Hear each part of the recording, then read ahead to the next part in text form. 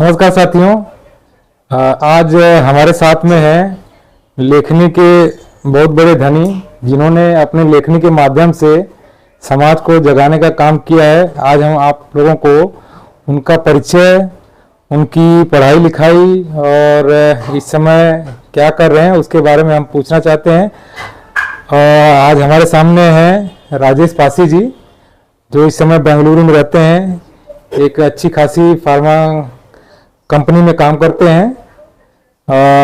आइए हम जानना चाहेंगे उनके शुरुआती जीवन के बारे में, कहाँ से कहाँ उनका जन्म हुआ था और उनकी शुरुआती शिक्षा दीक्षा कहाँ पे हुई थी। इसके बारे में हम राजेश जी से की जुबानी हम जानना चाहेंगे। राजेश जी, हम जानना चाहेंगे कि आपका जन्म कहाँ पे हुआ था और आपका बचपन कहाँ पे बीता और आपकी शिक्षा दीक्षा कहाँ पे हुई थी। धन्यवाद श्रीकांत जी, धन्यवाद इस तरह का मौका देने के लिए जहां मैं अपनी बात रख सकता हूं, लोग मेरे बारे में जान सकते हैं। तो मेरा जन्म उत्तर प्रदेश के प्रतापगढ़ जिले में हुआ था जी।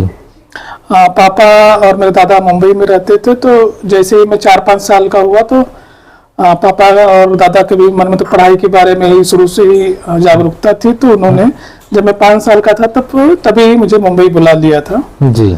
तो पहली कक्षा से लेके फिर मेरी पूरी पढ़ाई लिखाई जो है मुंबई में ही हुई जी। यहीं से 10वीं किया, फिर ग्रेजुएट किया।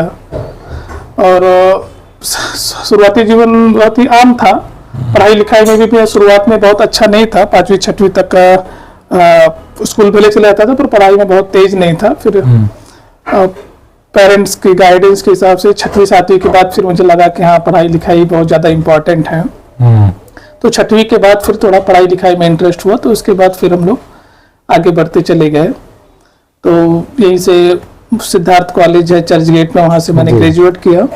तो फिर ग्रेजुएट करने के बाद मैंने फिर ICWA institute of cost and work of accountant से, जो अब बदल के institute of chartered management accountant हो गया है, तो वहाँ से मैंने इंटर CMA की परीक्षा पास की। तो उसके बाद फिर मैं कॉस्ट अकाउंटेंट की एक फर्म थी जो इंडिया की सबसे बड़ी फर्म है, कॉस्ट, जो मतलब कंपनियों में कॉस्ट ऑडिट करती है। तो वहाँ से मैंने मतलब अपने करियर प्रोफेशनल जीवन की शुरुआत की। तो उस समय मतलब उस सबसे बड़ी फर्म थी, पर वो लोग पैसे वगैरह ज़्यादा नहीं देते थे। फिर तभी मैंने पैसे पे ज़्यादा ध्यान नहीं दिया। तो 3 साल तक मैंने सिर्फ ट्रेनिंग के तौर पे 1000 रुपए के तौर पे सिर्फ इसलिए काम किया था ताकि मुझे मतलब एक्सपीरियंस मिल सके।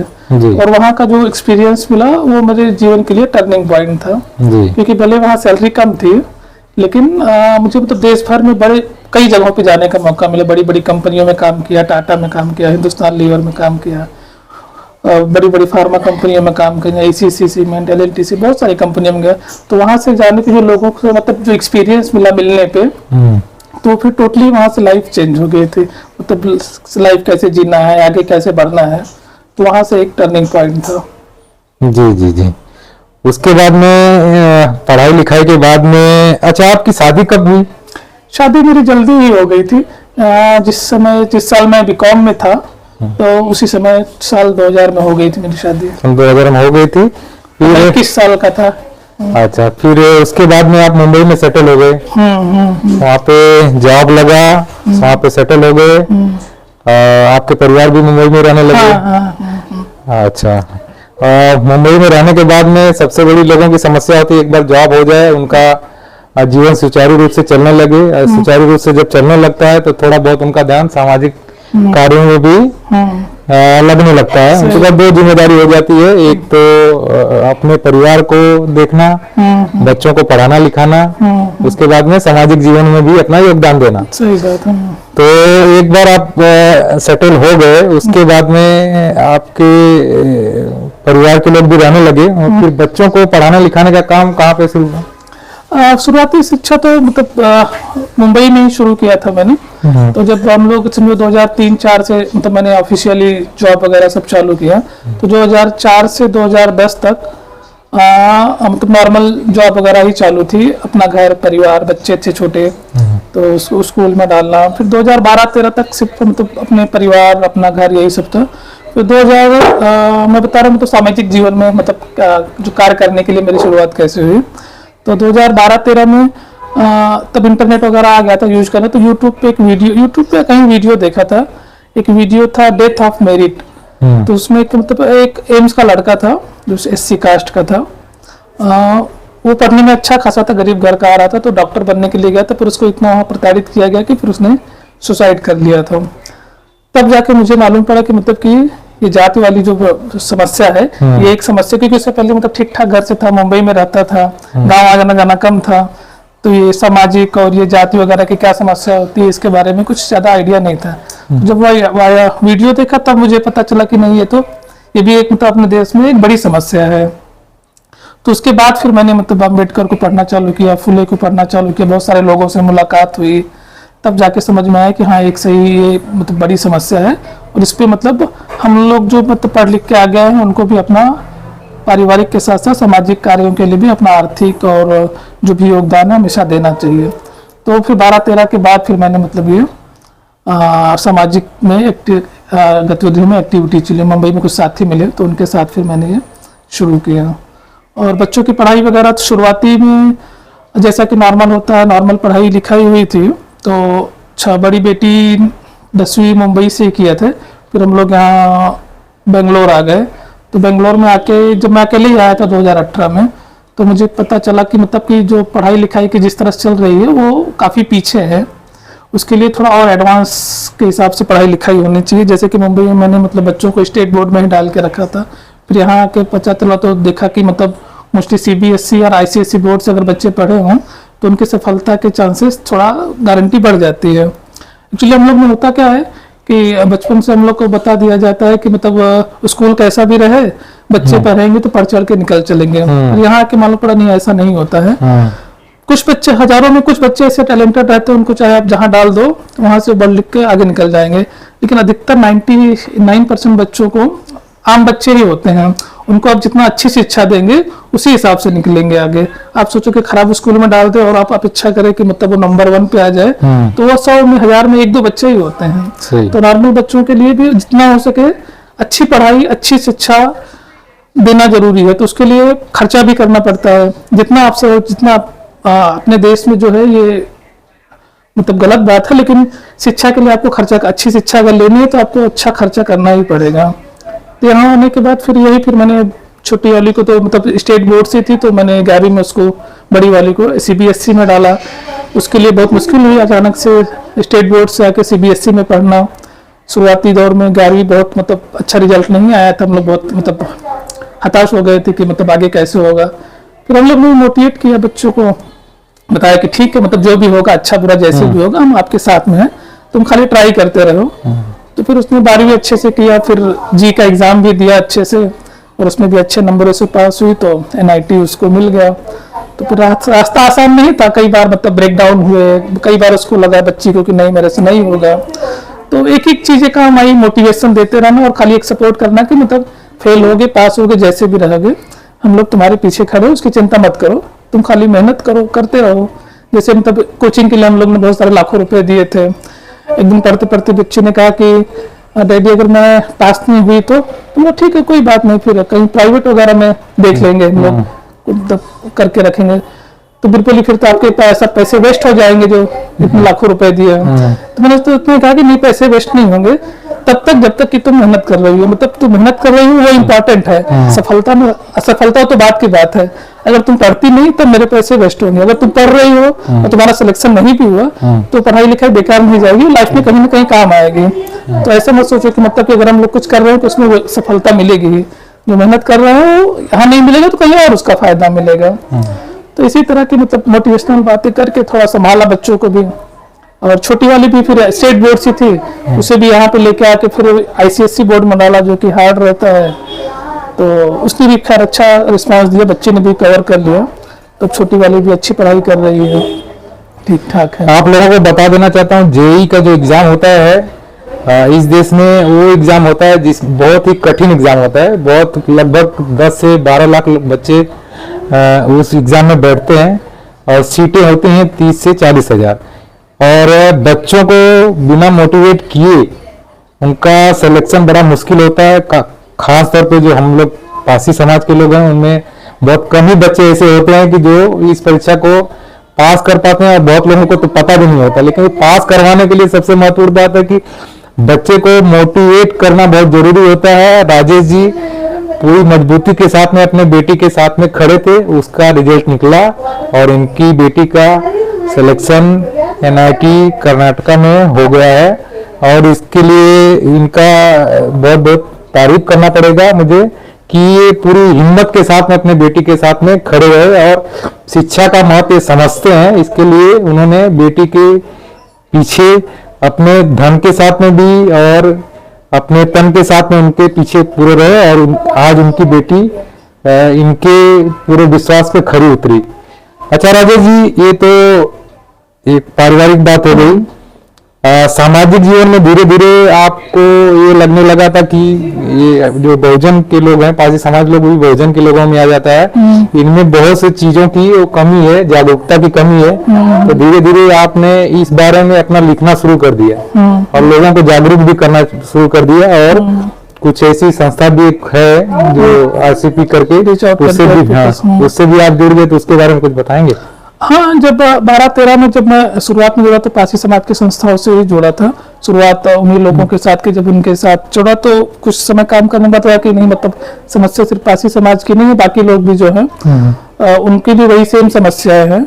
तो हम लोग बहुजन समाज के मुद्दों के उठाए कि जब हम लोग बहुजन की बात करते हैं तो पारसी समाज उसमें अपने आप ही आ गया जाता है, पारसी समाज कोई अलग नहीं है। तो शुरुआत में मुझे नहीं लगता था कि मैं मतलब थोड़ा लिख पढ़ पाता हूँ। तो शुरुआत में जब व्हाट्सएप की शुरुआत हुई तो उस पर थोड़ा मैंने लिखने की शुरुआत की तो काफी मतलब अच्छे रिस्पॉन्स आने लगे। पहले अपने मुंबई के काफी सारे साथियों ने सराहा, फिर बाद में लखनऊ, दिल्ली, काफी बिहार वगैरह से काफी सारे लोग से मतलब फोन करके बताने लगे कि नहीं भाई आपके मैसेज काफी बढ़िया रहते हैं, काफी अच्छा लिखते हैं आप। तो उन लोगों से प्रोत्साहन मिले और शायद मतलब जैसे कि आप जानते हैं कि मेरे पापा खुद ही मतलब एक लेखक थे, शायद उनकी वजह से भी मुझसे कुछ गुण आए थे वो, तो जिनसे मतलब शब्दों के चयन और लिखने में मुझे आसानी होने लगी। तो आजकल भी देखता हूँ तो लोगों ने जो सराहा, तो फिर मैंने भी थोड़ा समय देने लगा उस पर, नई नई जानकारियां जो लोग अपने बीचों नहीं है, चाहे शिक्षा के बारे में हो, जागरूकता के बारे में हो, अंधविश्वास के बारे में हो, करंट अफेयर्स हो, तो इस सब के बारे में लिखने लगा। लेकिन ये मैं आपको बता दूं कि तो जब हम लोग लिखते हैं तो जितना अगर हम लोग 1 पेज लिखते हैं तो उसके लिए पहले 10 पेज पढ़ना पड़ता है। पढ़ने की एक आदत मेरी अभी भी लगी हुई है। जब भी मुझे समय मिलता है बुक्स वगैरह लेके मैं पढ़ता हूँ। जो पापा के टाइम की थी, पापा लोग बुक वगैरह लेके आते तो आदत पड़ी थी। तो अभी भी मैं मतलब जब भी मौका मिलता है तो मैं किताबें पढ़ता हूँ, न्यूज पढ़ता हूँ, आर्टिकल्स पढ़ता हूँ। पढ़ के फिर जो लगता है कि अपने समाज, पूजा समाज के लिए जो जरूरी है तो वो लोगों के लिए लिखता रहता हूँ। कई सारे मैसेज ऐसे फॉरवर्ड ऐसे मतलब वायरल हुए हैं, कभी कभी 3-4 साल पुराने मैसेज व्हाट्सएप पे खुद मुझे ही आते हैं, कोई फॉरवर्ड करता है, ध्यान आता है हाँ ये तो मैंने ही लिखा है। तो ऐसे ही धीरे धीरे बढ़ती गई सब चीजें। आप लोगों को मैं बता देना चाहता हूँ कि इनके पापा जो थे आज से करीबन 90 के आसपास में तो बहुत बड़े लेखक है, पारसी समाज में एक बहुत बड़े लेखक हुए हैं। बस दुर्भाग्य है कि उनके नाम से वो उपन्यास प्रकाशित नहीं हो पाया था, ये सबसे बड़ा दुर्भाग्य है। और जब इनके पापा लिखते थे वो विनय प्रभाकर के नाम से हमारे जमाने में तो हमने उपन्यास पढ़े भी है और बहुत से जो लोग हैं उन्होंने विनय प्रभाकर के उपन्यास पढ़े होंगे, लेकिन वो ये नहीं जान पाए हो कि वो उपन्यास एक पारसी समाज के व्यक्ति ने लिखा हुआ है। तो कभी हमें मौका मिलेगा इनके पापा से मिलने का तो हम उनका भी इंटरव्यू लेंगे और उनकी लेखनी का असर इनकी लेखनी पे साफ दिखाई पड़ता है, क्योंकि एक परंपरा चली आ रही है और इनकी लेखनी के दाद तो पूरी सोशल मीडिया पे सब लोग देते हैं और लेखनी के माध्यम से लोगों को जागरूक करना ये भी बहुत बड़ा काम होता है। जरूरी नहीं है कि आप मैदान में उतर के कुछ काम करें, लेखनी के माध्यम से भी लोगों को जागरूक कर देते हैं। हम आपसे जानना चाहते हैं RCP जो आप लोगों की संस्था है उसमें खैर पारसी समाज के लोग भी समाहित हैं और काफी करते हैं, वो कैसे लोगों को प्रोत्साहित करती है, कैसे कैसे प्रोग्राम रखती है? जैसे शिक्षा के क्षेत्र में देखा गया है कि आप लोगों ने प्रोग्राम रखा हुआ है, बाबा साहेब आम्बेडकर के जब भी चैत्यभूमि पे लोग जाते हैं उनके लिए उनको खाने पीने का भी आप लोग प्रोग्राम रखते हैं और खास आप लोगों की खासियत रहती है कभी कोई प्रोग्राम रखते हैं जो है शिक्षा पे खास तौर पे जोर देते थे, आप इसके बारे में कुछ बताएंगे? हाँ, रीच आउट कंट्रीब्यूट पीपल्स का मतलब हम लोग के जो बनाए है तो एक संस्था है, पर वो आम संस्थाओं से हट कर है। नॉर्मली क्या होता है कि संस्थाओं में पद वगैरह को लेके काफी सारे अड़चन आ जाती है, तो हम लोग ने सबसे पहले तो पद वगैरह को ही हटा दिया। हमारे संस्था में बहुत सीनियर लोग भी हैं, बहुत जूनियर लोग भी हैं, हम जैसे लोग मिडल वाले भी हैं, लेकिन यहाँ सबका महत्व समान है। कोई अध्यक्ष नहीं, कोई मंत्री नहीं, कोई कुछ नहीं, सब एक समान। कोई भी जो भी आगे आता है वो लीड लेके कोई भी काम कर सकता है। तो इसकी वजह से हुआ ये कि इतने सालों में भी हम लोग के बीच में कहीं पे भी कोई मनमुटाव हुआ नहीं, क्योंकि किसी को लगता ही नहीं कि मैं बड़ा हूँ या वो बड़ा है। दूसरी चीजें करते हैं कि जब आप हम लोग के कार्यक्रमों में आएंगे तो आपको कोई स्टेज नहीं दिखाई देगा, सब जो है नॉर्मल सब साथ में ही बैठते हैं। कोई बोलने जाएगा वहां जाके बोलेगा कि फिर सब साथ में आके, तो कोई यहाँ पे किसी को आके ऐसा ही नहीं लगता कि अरे वो तो मतलब उनको अच्छी जगह पे बैठा है या बड़ी जगह पे बैठे हैं, तो वो सब चीजों की समस्या नहीं आती। तो ये सब चीजों में हम लोग की टीम के लिए अच्छा रहा कि हम लोग कोई मनमुटाव नहीं हुआ। दूसरा हम लोग का मेन जो काम करने का लक्ष्य था वो एक शिक्षा पर था, लोगों का अंधविश्वास पे से मतलब लोगों को थोड़ा दूरी बनाना। तो शिक्षा के लिए हम लोग काम करते हैं कि मतलब कि ये जैसे मुंबई अभी तो 2-3 साल करवा, तो उसके पहले मुंबई यूनिवर्सिटीज वगैरह में बच्चों के लिए शैक्षणिक गाइडेंस शिविर लगाते थे। तो उसमें बहुजन समाज के जो हमारे सफल लोग हैं उन लोगों को बुलाते थे और बच्चों लोगों को गाइडेंस कराते थे। और तीसरी तरह हम लोगों का और कई जगहों पे काम करने का रहता है, जैसे जून वगैरह में जो रिजल्ट आता है तो जो बच्चे अच्छे नंबर वगैरह लेके आए हैं उनको बुला के प्रोत्साहित वगैरह करना है। फिर दूसरा अंधविश्वास से जुड़े मुद्दों पर लेकिन हम लोग जगह जगह जाके कुछ लोगों से मिलकर जागरूकता वाले अभियान चलाते हैं कि मतलब क्या चीजें अंधविश्वास है और कौन सी चीजें आपको पीछे लेके जा रही हैं। तो और भी फ्यूचर में काफी सारे प्लान हैं जो धीरे धीरे मतलब खाली हमारे जो कार्य खाली मुंबई के अलावा खास करके अपने जो रूरल एरिया है, गाँव के एरिया में, वहाँ ज्यादा जरूरत है शिक्षा के क्षेत्र में जागरूकता करने को। क्योंकि जैसे भी देखे तो अपने गाँव वगैरह में भी ज्यादातर जॉब पढ़ाई का मतलब सबसे सोचते हैं खाली सरकारी नौकरी वगैरह है, जबकि मतलब प्राइवेट में मतलब असीम संभावनाएं हैं, वहाँ अपने लोग नहीं जा पा रहे हैं।